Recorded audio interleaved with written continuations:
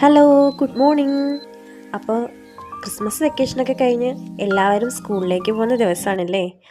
കിച്ചണിലൊക്കെ ഇന്ന് നല്ല തിരക്കായിരിക്കും അമ്മമാർക്കല്ലേ. ഞാൻ ദാ 6:15 ആയപ്പോൾ എഴുന്നേറ്റിട്ടുണ്ട് കേട്ടോ.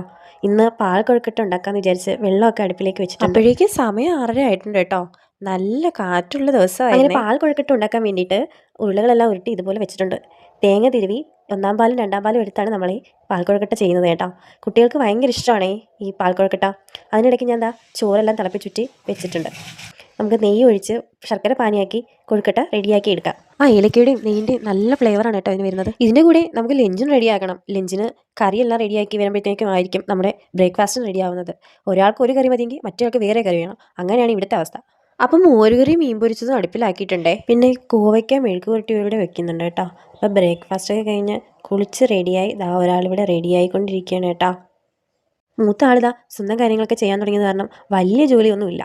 പിന്നെ ചോറും ബ്രേക്ക്ഫാസ്റ്റൊക്കെ ആക്കണം. അങ്ങനെ ചോറ് ലഞ്ച് ബോക്സിലേക്ക് ഇട്ട് വെച്ചു. ചോറ് ഓരോ തവി ഇടുന്നതിനനുസരിച്ച് അവിടുന്ന് വിളി വരുന്നുണ്ട് കേട്ടോ. കുറച്ച് മതിയേന്ന്. അങ്ങനെ 2 മീൻ വറുത്തതും കോവയ്ക്ക മെഴുക്കുവരട്ടിയും പുളിശ്ശേരിയും വെച്ചിട്ടുണ്ട് കേട്ടോ ഒരാൾക്ക്. ഇനി അടുത്ത ആൾക്ക് എന്താണെന്ന്. ക്രിസ്മസ് ലീവൊക്കെ കഴിഞ്ഞ് രാവിലെ എഴുന്നേക്കാൻ 2 പേർക്ക് നല്ല മടിയാണ് കേട്ടോ. പിന്നെ വിളിച്ചൊക്കെ എഴുന്നേറ്റ് സ്നാക്സും ലഞ്ച് ബാഗും എല്ലാം റെഡി ആക്കിയിട്ടുണ്ട് കേട്ടോ. ലഞ്ച് ബാഗെല്ലാം റെഡിയാക്കി ഞാൻ അവൻ്റെ കൈ കൊണ്ട് കൊടുക്കുമ്പോഴേക്കും അവനെല്ലാം റെഡിയായി നിൽക്കും. എല്ലാ പ്രാവശ്യത്തെയും പോലെയല്ല കേട്ടോ, ഇപ്രാവശ്യം പോകാൻ നല്ല മടിയാണ്. കാരണം 14 ദിവസത്തോളം അവർക്ക് അവധി കിട്ടിയിട്ടുണ്ടായിരുന്നല്ലോ. എന്തൊരു കാറ്റാണില്ലേ. ഇന്നലെ തുടങ്ങിയ കാറ്റാണ്, ഇതുവരെ കാറ്റ് മാറിയിട്ടില്ല. അങ്ങനെ പുറത്തേക്കൊക്കെ ഇറങ്ങി കൃഷിയൊക്കെ ഒന്ന് നോക്കി കേട്ടോ. കൃഷിയൊക്കെ നോക്കി അങ്ങനെ തിരിച്ചെത്തിയപ്പോഴേക്കും ആൾ റെഡിയായി പോവാൻ. അങ്ങനെ ഒരാൾ സ്കൂളിലേക്ക് പോയിട്ടുണ്ട്. ഇനി നമ്മൾ അടുത്ത ആളെ പറഞ്ഞു വിടണം കേട്ടോ സ്കൂളിലേക്ക്.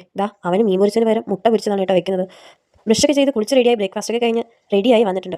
ഇത് നമ്മുടെ ഫ്രൂട്ട്സ് കൂട്ടാനാണ് കേട്ടോ. ഫ്രൂട്ട്സ് മാത്രം മതി അവന് സ്കൂളിൽ കൊണ്ടുപോകാൻ. അതാണ് അവന് സന്തോഷം. അങ്ങനെ സ്കൂളിൽ പോകാൻ റെഡിയായി ഇറങ്ങി വന്നിട്ടുണ്ട് കേട്ടോ. ആ മുഖത്തേക്കൊന്ന് നോക്കി. സ്കൂളിൽ പോകുന്നതിന് നല്ല വിഷമമുണ്ട് കേട്ടോ. എന്തായാലും കരയാതെയാണ് കയറി പോയിരിക്കുന്നത്. അപ്പോൾ രാവിലത്തെ വിശേഷം ഇത്രയൊക്കെ ഉള്ളൂ. ബൈ.